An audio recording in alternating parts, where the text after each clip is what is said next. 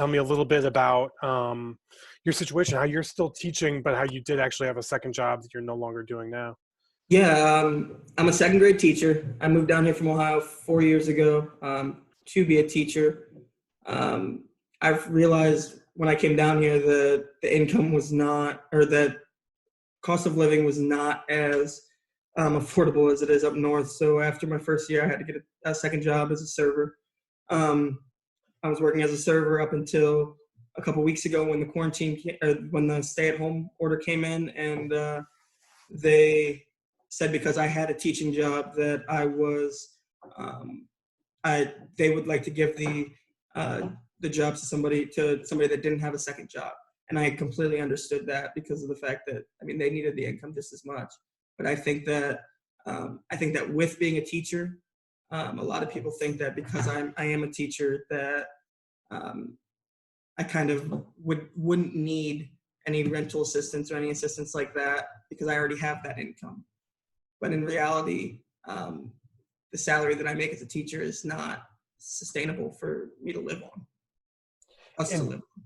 And you and CJ was telling me Victoria, but you're a full-time student right now, is that right?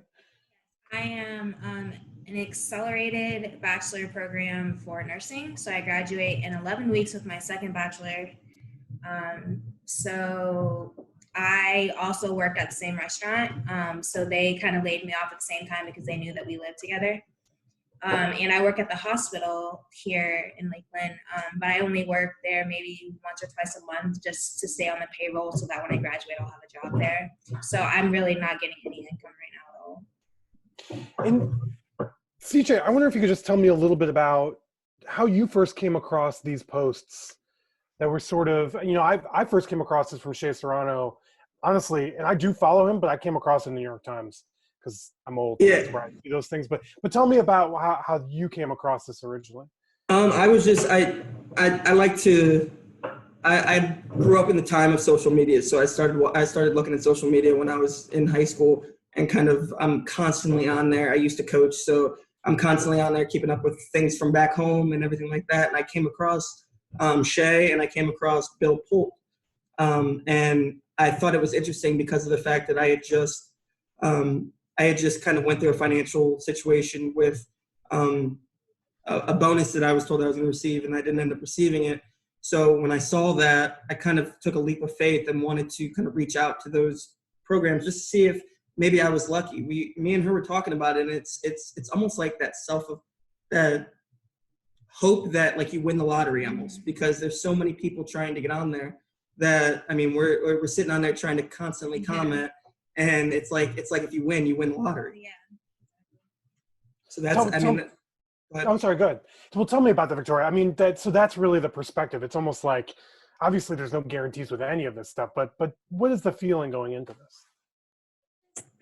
It's frustrating because he spends so much time to the point where I have to yell at him to get off with his phone to do these things, and we get so excited, and it really is like, I literally said it's like winning the lottery earlier today, and doesn't seem feasible. Like, I love what they're trying to do, all the philanthropists trying to help others, but it's almost to the point that so many people need the help that not everyone's going to receive it. So it hurts me to see him go through it because I don't have a Twitter, so I don't do all of that. But obviously he's doing it for the both of us because I don't have a job right now. Even though I'm about to graduate and have an income, I can't even afford healthcare myself.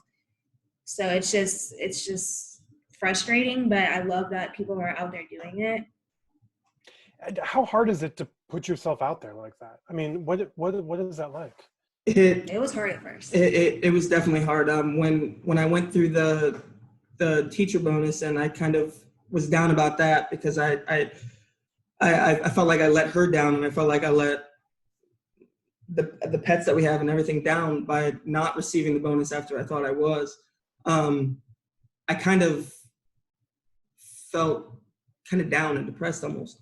And to reach out and to try, I think that when my followers and people that follow me from home and things like that see me constantly go, they kind of get a little irritated because I'm constantly posting the same thing. But it's like I want to be able to provide better for her. I know that she is working so hard. And me and you talked earlier, she's working so hard through nursing school. And I consistently talk to her about pushing through and believing in it and not getting down and not being negative. And I want to believe that for myself. So I want to believe that I can get a hold of somebody to make a difference, or get a hold of somebody to even provide, to get some kind of help. I mean, how many posts do you think that you've done? A day, at least. At least almost 50 or 60. I was about to say at least 50. Yeah. Literally, because I sleep in. So literally, when I get up in the morning, he's been on his phone for like 2 hours, just sending all kinds of stuff. And I just stopped asking what he was doing because I already knew. It's just, he's very determined. And because my biggest thing was, like, I thought that if I continue to try, if I continue to go, that somebody may see.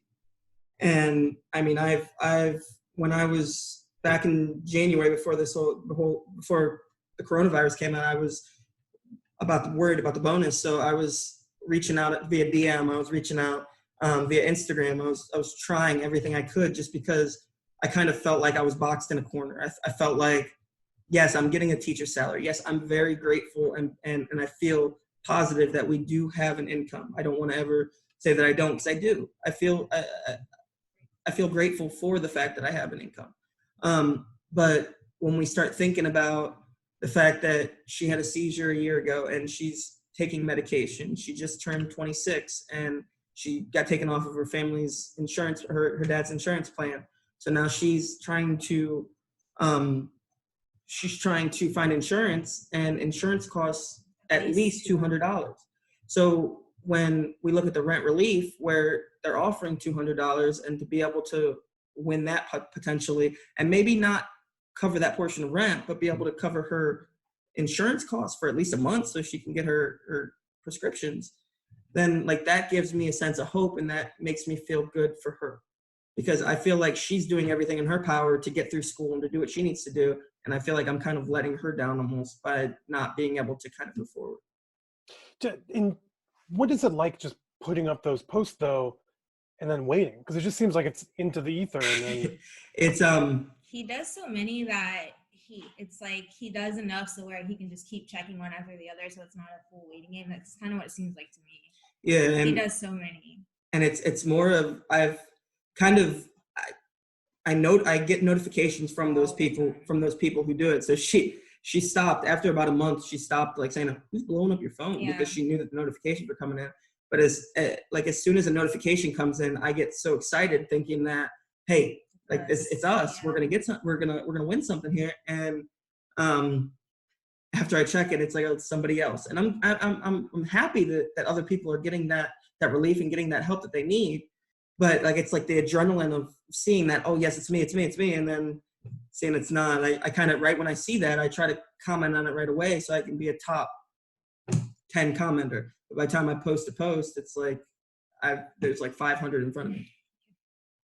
I mean, I know you addressed this a little bit, but specifically for rent relief, I mean, what difference would $200 make in your budget? I mean, I know you were mentioning like you're in a relatively hot, expensive place to live in the country. It's not going to cover your whole month's rent like it might have in Ohio, but what would $200 a month make? What difference would that make? For our rent alone, once it becomes late, it's automatically $100 added to our rent. And then like, I think it's $50 every day after that. So even if it didn't help us with the rent, it would, as far as rent goes, it would help with the accrued late fee, because we can't file for unemployment. So they're going to charge us the late fee. They can't evict us right now. But I mean, the fact that we're going to probably have hundreds of dollars accrued after this just to pay the rent, once we get the money, it would help a little bit, at least in terms of that. Yeah, there's that, and that's specifically on rent. If we were looking at just the finances and the bills stacked up, I mean, my mom has strived, even though she's in Ohio right now, she's strived to instill financial responsibility on myself. So like I'm trying to, as a 26-year-old, obviously I'm still in the process of learning. I learn every day, but we try to kind of manage what we pay and how we pay it. And even if my school salary went to rent or went to part of rent, we could pay off the other part of that on rent, or we could pay off Just buy groceries. buy for groceries, stuff in the yeah. house, yeah. Or we could get her at least a month of insurance. We could get her her prescriptions. There's so many different things that it would be benefit for us. She needed, like a nice cushion. And then just so for reporting purposes, I know you told me this on the phone, CJ, but I just want to make sure it's okay to report this on the record. But so you mentioned you had rent, you had public student loans, you also had private student loans. So you're paying for all of that stuff in addition to just what it costs to live, groceries, etc. Yeah, when I get my and I credit my mom to this, but when I get my paycheck every 2 weeks, half of my paycheck goes to almost a $600 private student loan bill, a $300 car payment, and a $200 car insurance payment. So that's half of my school pay alone before I even actually see it. So and I don't see that money. That money goes to a separate account, and it pays those bills off as it is. So when we see the actual salary that I get, It's not even close to our rent value. it's not, and we have to try to And that's why decide. we worked at the restaurant, and we honestly have to prioritize, okay, rent first, and then how long can we push off the phone bill? How long can we push off the car payment? Because I have a car payment, I have car insurance. I go to an accelerated school. It's very expensive. My dad was able to co-sign for my last semester because if not, I would have had to stay off the semester. And after already suffering a seizure that cost me 7 months of school, I wanted to do everything in my power to graduate. So that's going to be another loan that I'm going to have to pay off when I graduate. So it's crazy to think, I guess because we live it, but it's crazy to think that some people think that a teacher's salary is able to cover that much. I mean, even when I become a nurse, we're going to be somewhat comfortable, but we're not going to be near what everyone probably thinks it is to have decent jobs and being young. Like, we don't even have kids yet, and we have all this to pay off. So it's just crazy. Do you wish that there was a better way for people to kind of get the help that they need in this sort of crazy time? We do because and I've kind of been on the lookout for just in our county rent relief, things like that, or some kind of financial assistance for this, because of the fact that we did call a couple days ago, and they basically told us that since I am a teacher and I have a salary, if we don't qualify for unemployment, that we have to pay, and we will accumulate fees on rent if we don't pay by the 4th or by the 3rd. And I can't qualify because I work once or twice at the hospital, so technically that's an income, but I'm a patient care assistant. I'm nowhere near what a nurse would make. So it's like laughable the stipulations that they put on being able to say that you're unemployed. I wish that they would freeze the rent. I mean, I guess me working in healthcare, the things that the healthcare workers are sacrificing now as far as the mask and all that stuff, I feel like that's where all the attention is on, and which is good, but it also needs to be on what you're coming home to. Are you able to sustain yourself at home in order to help others? That's how I look at it, just from a healthcare perspective. Yeah, because in the long run, even a lot of people have said, or we've talked a lot about, well, why she can pick up more shifts at the hospital. She can work more at the hospital. But she was also diagnosed with lupus, which is an autoimmune disease. So yes, she is actively looking to try to consistently pick up more shifts at the hospital. But then it comes to if I get sick, I would be one of the ones that are hospitalized automatically. And then without health insurance and not being able to cover those costs, it's almost like a lose-lose situation.